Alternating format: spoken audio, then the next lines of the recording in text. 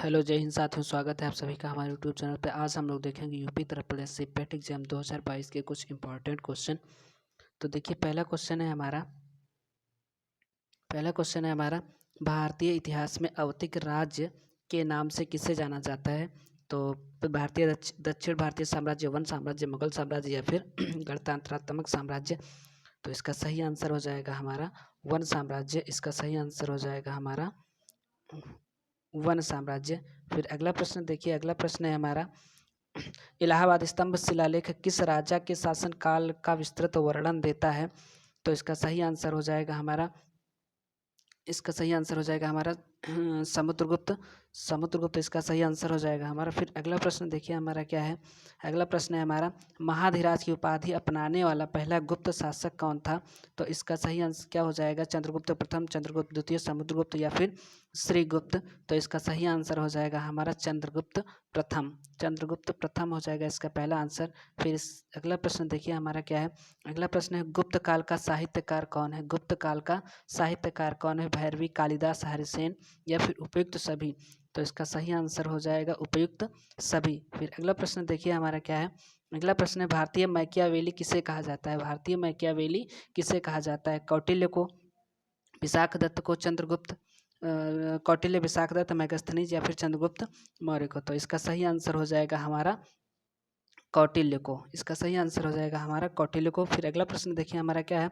अगला प्रश्न है निम्नलिखित में से कौन अपने गुप्त काल के दौरान चिकित्सा पर अपने कार्यों के लिए जाने जाते हैं, शौनक, नागार्जुन, चरक या फिर सुश्रुत। तो इसका सही आंसर हो जाएगा हमारा सुश्रुत। फिर अगला प्रश्न देखिए हमारा क्या है। अगला प्रश्न है हमारा चंद्रगुप्त द्वितीय ने डैश में गुजरात में गुप्त साम्राज्य का विस्तार किया, 390, 309 या फिर 903 या फिर 930। तो इसका सही आंसर हो जाएगा हमारा 390। सही आंसर हो जाएगा 390। फिर अगला प्रश्न देखिए हमारा आगे है। अगला प्रश्न है हमारा निम्नलिखित में से किस गुप्त शासक ने अश्वमेध यज्ञ का आयोजन किया। चंद्रगुप्त प्रथम, चंद्रगुप्त द्वितीय, समुद्रगुप्त या फिर श्रीगुप्त ने। तो इसका सही आंसर हो जाएगा हमारा समुद्रगुप्त। फिर अगला प्रश्न देखिए हमारा क्या है। अगला प्रश्न है गुप्त काल में ब्राह्मणों को जो भूमि दान दी जाती थी उसे क्या कहते थे, वेलन, वगाई, सालाभोग, देवदान या फिर अग्रहार। तो इसका सही आंसर हो जाएगा हमारा अग्रहार। फिर अगला प्रश्न देखिए हमारा क्या है। अगला प्रश्न है प्रयाग प्रशस्ति की रचना समुद्रगुप्त के राजकवि हरिसेन ने किस भाषा में की थी, प्राकृत, हिंदी, पाली या फिर संस्कृत। तो इसका सही आंसर हो जाएगा हमारा संस्कृत। फिर अगला प्रश्न देखिए। अगला प्रश्न है हमारा गुप्त वंश का अंतिम शासक कौन था। गुप्त वंश का अंतिम शासक कौन था, पूर्वगुप्त, विष्णुगुप्त, स्कंदगुप्त या फिर कुमारगुप्त। तो इसका सही आंसर हो जाएगा हमारा विष्णुगुप्त। फिर अगला प्रश्न देखिए हमारा क्या है। अगला प्रश्न है किस हड़प्पा स्थल से फारस की मुद्रा प्राप्त हुई, लोथल, बनावली, बालाकोटा या फिर रंगपुर। तो इसका सही आंसर हो जाएगा हमारा लोथल। फिर अगला प्रश्न देखिए हमारा क्या है। अगला प्रश्न है लोथल किस नदी के किनारे स्थित है। लोथल किस नदी के किनारे स्थित है, रावी नदी, भोगवा नदी या फिर चिनाब नदी। तो इसका सही आंसर हो जाएगा हमारा भोगवा नदी। फिर अगला प्रश्न देखिए। अगला प्रश्न है हमारा हड़प्पा काल का तांबे का रथ किस स्थान से प्राप्त हुआ। तो इस कुसाड़, राखीगढ़ी, दमयाबाद या फिर बनावली। तो इसका सही आंसर हो जाएगा हमारा दमयाबाद। फिर अगला प्रश्न देखिए हमारा क्या है।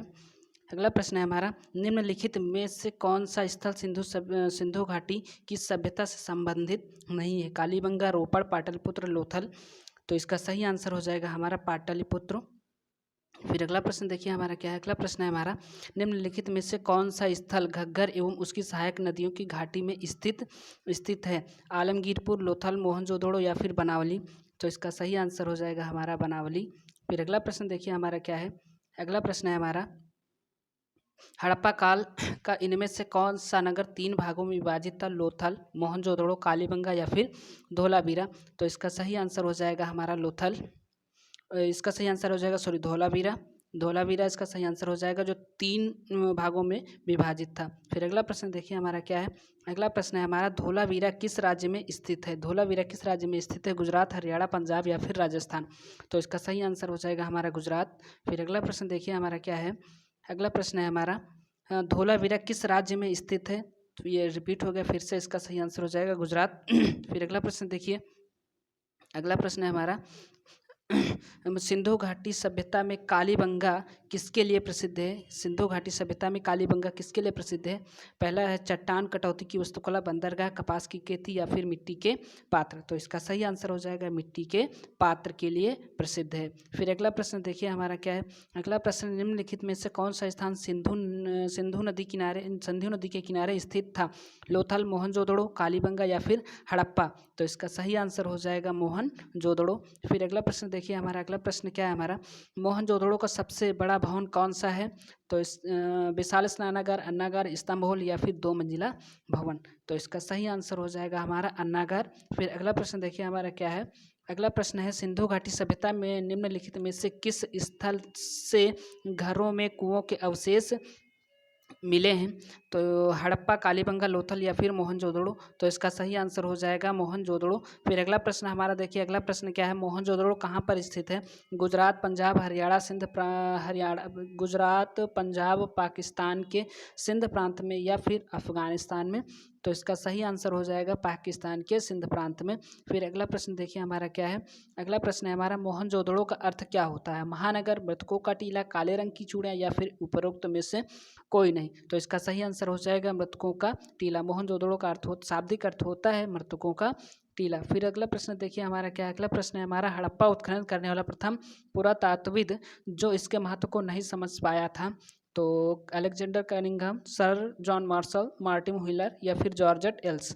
तो इसका सही आंसर हो जाएगा अलेक्जेंडर कनिंघम, जो इसके महत्व को नहीं समझ पाया था। फिर इसकी खुदाई जो है तो सर जॉन मार्शल ने करवाई थी। फिर अगला प्रश्न देखिए हमारा क्या है।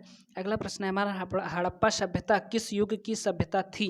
तो इसका कांस्य युग, नवपाषाण युग या फिर पुरापाषाण या फिर लोहा युग।